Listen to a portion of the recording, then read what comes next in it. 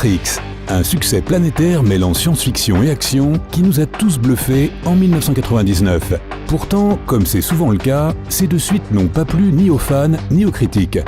Aujourd'hui, nous souhaitons partager avec toi un aspect de la trilogie qui rendra probablement les choses plus claires. Donc évidemment, spoiler alerte.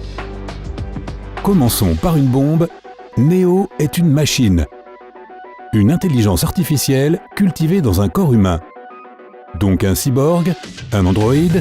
Existe-t-il un mot pour ça? Qu'importe, ça n'a pas d'importance. La vraie révélation, c'est qu'il a été créé par les machines. Ok, procédons par étapes. Tout comme on peut voir l'agent Smith posséder le corps de Bane, l'un des membres de l'équipage dans Matrix Revolutions, Neo est placé dans le corps de quelqu'un alors que ce vaisseau est encore en hibernation. Et quand Morpheus le réveille avec la fameuse pilule rouge, l'algorithme de l'élu se met à fonctionner. Tu te demandes sans doute pourquoi les machines auraient créé un tel être. C'est une bonne question. Eh bien, la matrice que l'on voit dans les films n'est en réalité pas le premier, mais le 6e cycle. L'architecte le dit à Neo dans Matrix Reloaded. Et tous les cycles précédents avaient leur propre élu, comme Neo, qui a redémarré le système pour le stabiliser. Chaque cycle a duré environ 100 ans, jusqu'à ce que la matrice commence à devenir instable et qu'elle ait besoin de l'élu pour la recharger. Il se trouve que les machines auraient probablement pu se rendre les choses beaucoup plus faciles en créant une IA qui aurait simplement suivi leurs ordres. Au lieu de cela, elles ont créé un être qui, comme tout le monde dans la matrice, a le choix. Ainsi, à chaque cycle, il peut choisir de ne pas redémarrer la matrice, mais de la détruire. D'ailleurs, Neo choisit cette option, bien qu'ils doivent encore se rendre à la source et négocier avec les machines. Le truc avec l'élu, c'est que les machines ont besoin qu'il soit libre.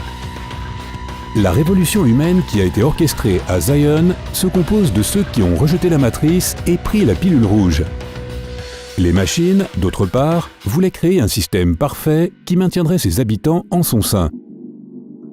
Elles ne comprenaient pas la logique du rejet de la matrice, si bien qu'elles ont eu besoin d'un agent pour explorer les possibilités. Et cet agent est l'élu.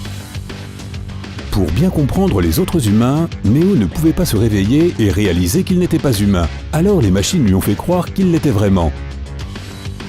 Il peut choisir ce qu'il veut faire, il a un libre arbitre, des sentiments et des émotions humaines. Toute la panoplie en fait. Mais il y a en lui un élément supplémentaire que les machines ont besoin qu'il livre, et c'est le programme principal. C'est ce qui lui permet de redémarrer la matrice. Le voici donc, vivant sa vie comme un être humain, mais étant fondamentalement une machine sans même le savoir. Et ensuite, il explore le monde des humains. Ayant une conscience humaine, Neo se fait des amis, tombe amoureux et noue toutes sortes de liens avec d'autres personnes. Pendant ce temps, les machines gardent la trace de tout cela et recueillent des données. Comme nous l'avons dit, elles ne comprenaient pas la logique des actions de certains humains. Alors elles ont observé Neo et ont attendu qu'il vienne à la source pour recharger la matrice. Une fois qu'il l'aurait fait, elles seraient en mesure d'en extraire toutes les informations et de comprendre enfin ce que les humains étaient en train de préparer. Mais cela s'est avéré plus compliqué que prévu. Quand Neo est finalement venu voir l'architecte, il a choisi une autre voie qui conduit à la destruction de la matrice et de tous ses habitants, humains et programmes.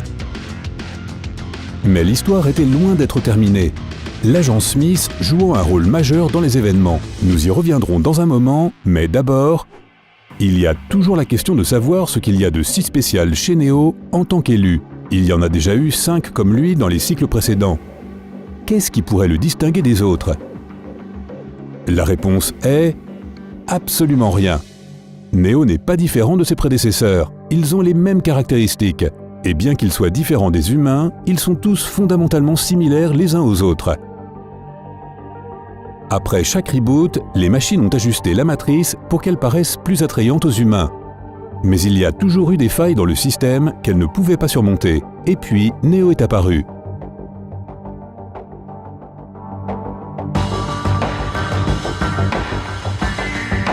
La seule chose qui le rend différent, c'est le choix qu'il a fait. Tout d'abord, il décide de ne pas redémarrer la matrice lorsque les machines le lui demandent. Ensuite, il devient complètement incontrôlable et fait la guerre aux machines. Et enfin, il trouve une solution non conventionnelle au problème. Encore une fois, c'est une chose que les machines ne pouvaient pas comprendre. Les humains devaient leur paraître complètement irrationnels, et il est vrai que certains d'entre eux le sont effectivement. Tout ceci nous ramène à la question de l'agent Smith. Nous avons évoqué le fait qu'il a joué un rôle majeur dans les événements. Eh bien, il se trouve que ça a été le cas dans tous les autres cycles de la Matrice. L'Oracle a donné aux habitants de la Matrice la liberté de choix. Et cela concerne à la fois les humains dans leur petite nacelle confortable et les programmes se cachant des machines ou placés là spécifiquement par elles. L'agent Smith est l'un de ces programmes et son but est au départ de surveiller les humains et les IA désobéissantes. Ironiquement, à cause de son libre arbitre, il devient lui-même désobéissant, se transformant en une sorte de virus. Et cela menace la Matrice plus que tout. Ainsi, l'architecte exige que Neo aille à la source et redémarre la Matrice, parce qu'il a peur de ce qui arrivera si Neo n'obéit pas. Mais l'élu gâche tout en faisant ses super cascades et en sauvant Trinity, tout en scellant le sort de l'humanité. C'est du moins ce qui semble se passer. L'agent Smith devient une véritable menace non seulement pour la Matrice, mais aussi pour le monde réel, sans parler de cette possession de Bane dont nous avons parlé tout à l'heure. Neo veut se débarrasser de lui, les humains le veulent hors de leur corps et les machines veulent aussi l'annihiler. Décidément, il n'est pas très populaire. Quoi qu'il en soit, le problème est que Neo fait un choix unique qui n'a jamais été fait avant lui. Il choisit de combattre le virus lui-même au lieu de tout détruire et d'en construire un nouveau au 7e cycle. Bien sûr, ce choix a un prix, et Neo exige la paix entre les humains et les machines en échange de son sacrifice. Pour limiter la casse, les machines acceptent. Que ferais-tu si tu avais un virus sur ton ordinateur? Tu réinstallerais tout le système d'exploitation ou tu éliminerais la racine du mal? Fais-le nous savoir dans les commentaires. Bon, maintenant, nous avons gardé une autre surprise pour la fin. Il y a une multitude d'indices et de symbolismes dans toute la trilogie qui nous mènent à certaines conclusions et nous font réfléchir. Et il y a toutes sortes d'indices qui prouvent que Neo est un hybride humain-machine fabriqué par les machines. On ne le voit pas vraiment dans le premier film. Neo est simplement un sauveur de l'humanité, une lueur d'espoir. C'est dans Matrix Reloaded, lorsque l'on commence à percevoir des allusions à ce sujet, qu'on peut se mettre à penser qu'il n'est pas tout à fait humain. Quand Neo rencontre l'architecte, il devient assez clair qu'un élément a été inséré dans son code, et que cela n'a pas pu être fait par un être humain. Et enfin, dans Matrix Revolutions, Neo reconnaît son but et paradoxalement, il voit le chemin quand il perd ses deux yeux. Il peut distinguer les machines même sans sa vue, et il peut les contrôler. Aucun humain n'aurait pu faire ça, surtout en dehors de la Matrice. C'est le monde réel, les amis. Il obéit aux lois de la physique, pas à un code informatique. Mais Neo peut faire tout ça, et il le fait avec style. Finalement, le 6e élu accomplit plusieurs choses à la fois.